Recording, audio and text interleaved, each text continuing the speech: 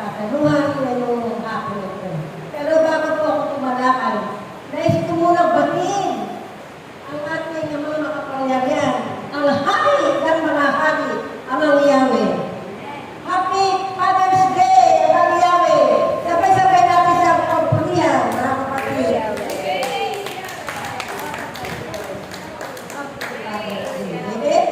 Kasi ang lahat ng ginagawa natin ito ay naparinig ng Diyos. Hindi ba? Wala natin na ating siya pinapapulihan. Amen? God is good. All the time. The will of the Father. Yes, I mean. Set my spirit free. Yahweh Shaddai. Yahweh Shaddai. Malakas at palakpak sa ating Panginoon Diyos na buhay. Amen? Tunay nga po na ating po siya na laging papurihan. No? Kasi yun lamang po ang ating pagbabayad puri. No? Kung sa kayamanan, wala tayong kayamanan na may pagkakaroon sa Kanya. Kundi, siya ay ating papurihan, sambahin at lumalati. Amen ba? Amen ba?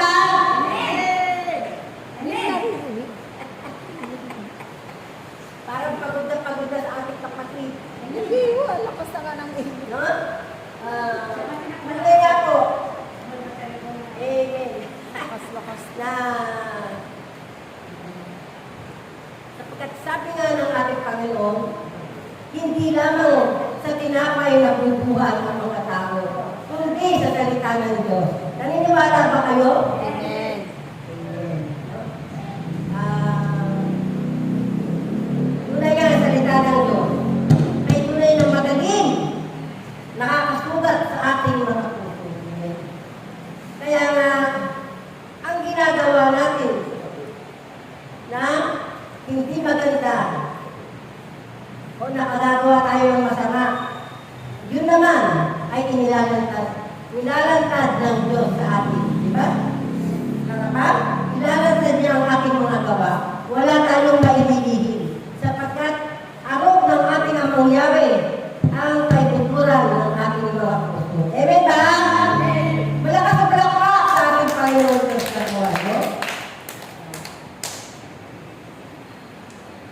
Yun nga po na talagang dapat na tayo mga lingkod na patuloy na sumusunod sa kanyang kalooban, panatilihin natin na tayo ay mababa.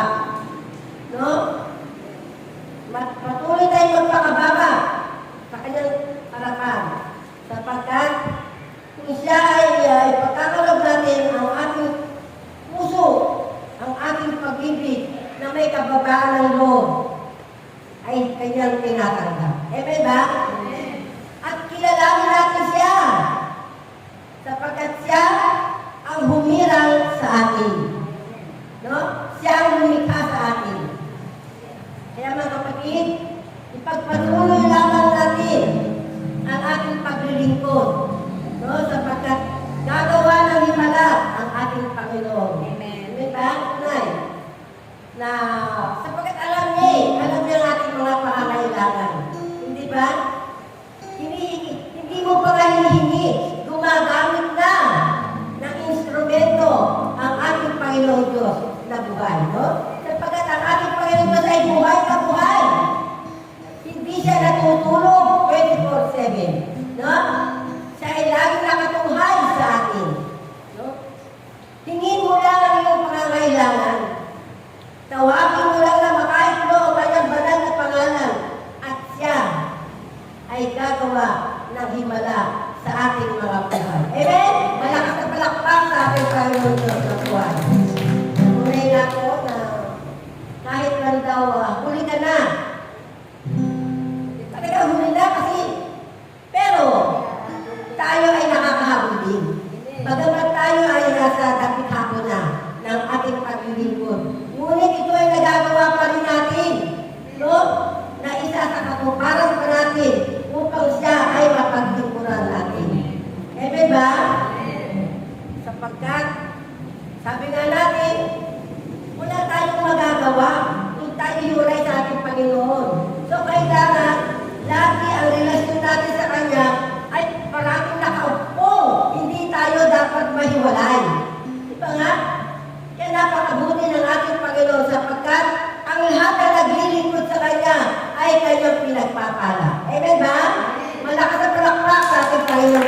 buhay. Kaya nga tayo bilang alagad ng ating Panginoon, kung tayo man ay medyo nadilis ng landas, hahanapin niya tayo eh. Kaya nga yung siyam na pusyam, nagtupa, isa ang nawawala, nawawagtang. Ngunit, hinanap ka ng ating Panginoon upang ito ay makumpleto. Di ba? Hinanap niya ang kanyang tupa na nalilis ng landas. Di ba? Kaya sa ating buhay, sa ating pamilya, na kahit na ito ay nagkakaroon ng, sabi nga medyo may katigasan ng ulo. No? Pero, anak pa natin sila. No? Kailangan doon tayo focus. Focus natin ang ating pagmamahal sa Kanya. Kasi nga, nalilis siya ng landas. Yun na ibig sabihin ng ating Panginoon na yung nawawalang tupa, yun ang kanyang hahanapin. Sapagkat nalis na ng landas eh. Yung iba hindi na eh. Yung isa lang. Yun ang pinaka-importante, yung isang nalihis. Kaya nga, yun ang ating pagtuunan. Bagamat nagkakasala, siyempre, tao lang nagkakasala, mahina. Kaya tayo bilang magulang nila, kailangan sila ay pagtuunan natin ng pansin. Yung upang ang ating sambahayan ay maging kumpleto. No? Sapagkat kung sila ay ating gagabayan at papatubayan at matuturuan na magandang asal, sigurado naman silang mga anak na analihis ay magpapalinto sa atin. Amen ba? Napakasarap kung ang mga batang yun na nalis ng landas ay maibalik natin sa bawat sambahayan. Ay napakalaking gantimpala ang ating makakamit sa ating Diyos na buhay na ating pinaglilingkuran. Amen ba? Malakas na palakpak sa ating Panginoong Diyos na buhay. Na tunay na kapag yan ay nagawa natin, hindi lang naman ang sambahayan na malulugod. Ang ating amang nasa langit, ang natutuwa, nalulugod sapagkat ginampanan mo ang iyong tungkulin sa iyong sambahayan at napabalik mo ang iyong nawawalang tupa. Amen ba? Amen. So, diba? Napakasarap. Kung tayo sumusunod sa kalooban ng ating Ama, sigurado ang ating Ama ay gagawa ng himala. Naniniwala ba kayo? Amen. O, palakpakan natin ating Panginoon Diyos na buhay.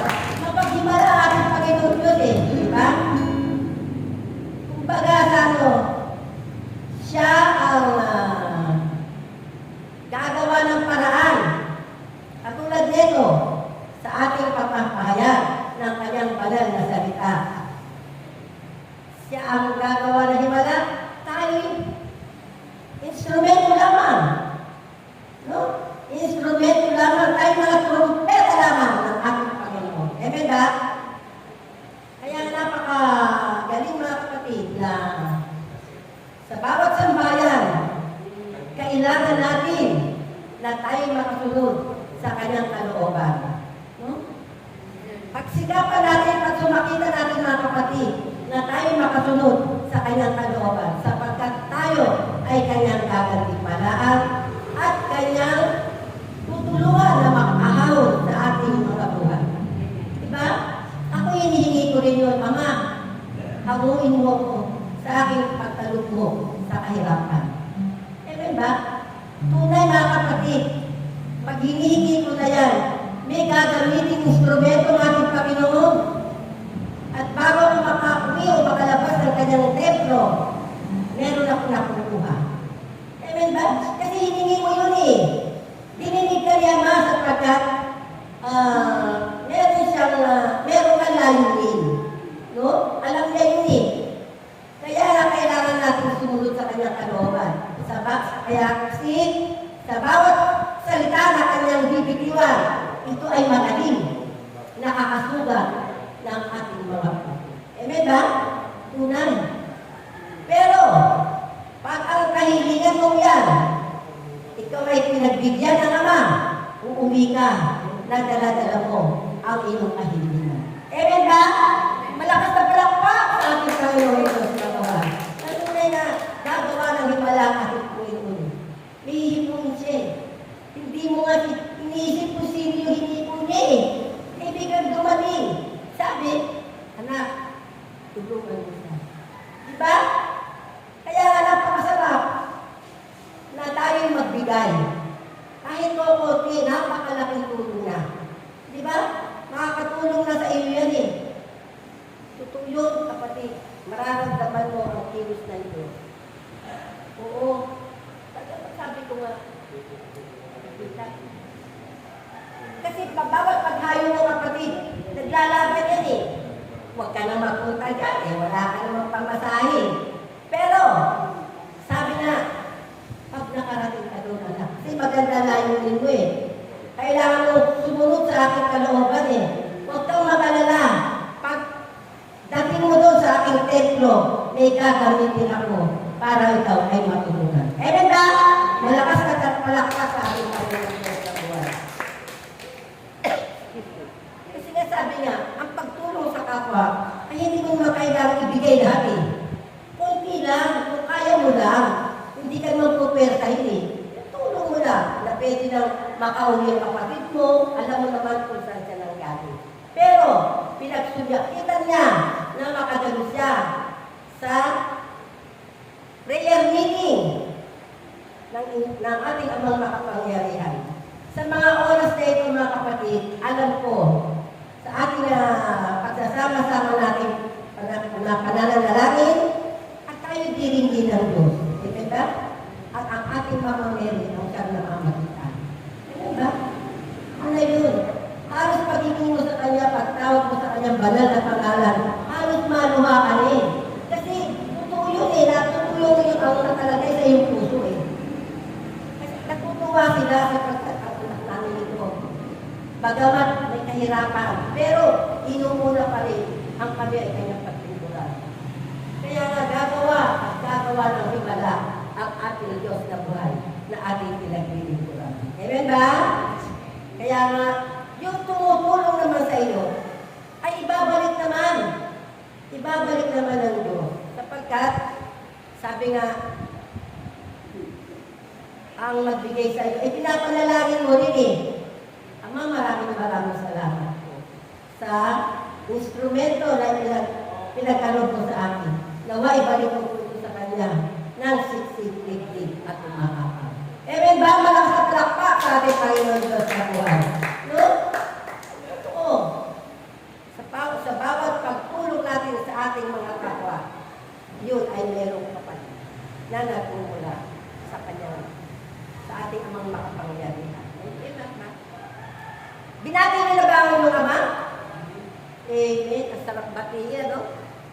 Ako, binati ko si Ama, ating Panginoon Kristo, ang banal na Espiritu, si Mama Mary, at sa lahat ng mga santo sa mga banal sa kalangitan, mga anghel at mga kerubines. Binabati ko yan. At sa aking pananalangin, hindi lang ang sarili ko, hindi lang ang aking mga kasama ko sa amin, mga pamilya ko, kundi Lord, nawa ko at pagkalagay ko ang kapayapaan ng buong mundo at ang aming bansa Pilipinas. Amen ba? Ganun ang manalangin ni Amen. Kasi wala naman tayong masasandalan, wala tayong hihingan na tulong, kundi ang ating Diyos na buhay na ating pinaglilingkuran, ang ating sandigan na hindi magigiba kailanman. Diba? Napakaganda, di ba? Napakasarap. Kasi ang ating mga sinasabi ay bumubukol sa kaibuturan ng ating mga puso. Diba? Kasi, anong ni Ama kung ano na sa puso mo? Kung ikay gumagawa sa labas ng masama, ilalantad ka ni Ama. Ilalantad ka. Magugulat ka na lang, uy, ako yun. Hindi ka makapagsisinungaling eh. Hindi ka makapagsisinungaling sa ating amang makapangyarihan. Kasi nga, magmula buhok mo, alam niya kung ilan ang hibla na yung mga buhok. Kasi siya ang lumikha sa iyo. Diba? Siya ang nagbigay ng buhay sa iyo. At ako, mabuti nga, ganito. No, hindi. Huwag mo pangunahan ang ating Panginoon sapagkat siya lang may karapatan na kumuha na yung mga buhay. Di ba? Meron doon, kapit-bahay namin, sana kung hindi na ako ng Diyos. Uy, ba? Huwag mo pangunahan ang ating Diyos. Maghintay ka lamang at darating din yan sa tamang panahon. Amen ba? Kahit na ayaw mo, pag kinuha ka lang, wala kang magagawa. Di ba? Kasi hindi pa tapos ang ministeryo mo dito sa mundong ibabaw. May time niya, may panahon niya. Kaya, ang ating mga buhay ay parang isang magnanakaw, di ba? Darating ang magnanakaw sa hindi natin inaasahan. Amen ba? Malakas na palakpak sa ating Diyos sa buhay. Kahit sabihin mo na ayaw pa itong mamatay, Lord, bigyan mo pa ako ng station. Pero hindi, hanggang dyan ka na lang. Tapos na ang mission mo. Tapos na ang mission mo dito sa mundo, doon ka na patuloy mo ang mission mo sa langit. Di ba? Hindi pa tayo bangga. Oo. Kasi nga, meron pa tayong pamilya na gusto natin makita na sila ay matagumpay sa kanilang mga buhay. Lalo may mamaliit pa tayo. Kaya nga, habang maliliit pa sila, ituro na natin ang banal na pangalan ng ating amang makapangyarihan. At yun naman sa batang maliit, grade 2, ginagawa na yun. Kasi naituro ko na yung pangalan niya nung test nila, nahihirapan siya. Sabi niya, kinukwento niya sa akin, Lola, alam mo ang hirap ng test namin. Pero tinawag ko si Amang Yawe. Turuan mo po ako, hindi pa siya alam ang sabi. Pero, di ba sabi niya, pag tinawag mo siya, at ikay nagpakababa sa kanya, darating ang tulong ni Ama na hindi mo inasa. Amen ba? Malakas na palakpak sa ating Panginoon Diyos sa buwan. Kaya mga kapatid, tandaan natin, huwag tayong maghihinawa. Huwag tayong mababalisa. No? Andyan ang ating amang makapangyarihan, ang ating salbigan, ang ating muong, ang ating papel. Amen ba?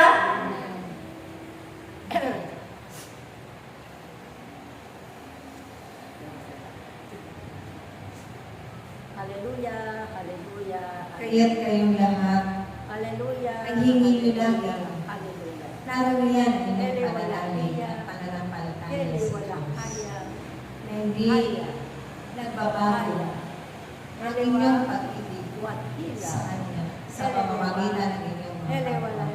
kapwa. Ganon din ang inyong mga paggawa ay ito'y pag-namin nilangin upang maglabot ng katagumpayan at maisaayos ang lahat ng inyong pinanumpatuloy upang lagi siyang mapakalalan sa pamamagitan ng mabubuti. Kaya po mga kapatid, magpatuloy lamang po tayo na sumunod sa kalooban ng ating Ama. Kaya meron lang po sa kahilingan, sa mga oras na ito, Ama, di po inunawa ang aming kapatid, si Sister Nati, sa kanyang karamdaman. Dawa po, ikalog muna po sa kanya ang kanyang lubusang kagalingan. Mga oras na ito, Ama, unat mo po ang iyong kapaghimalang kamay at abutin mo po silang natin na nawa makamit na niya ang kanyang kaligtasan, ang kanyang karamdaman, ang kanyang kagalingan. Amen. So, yun lamang po at magandang hapon. Amen. Amen.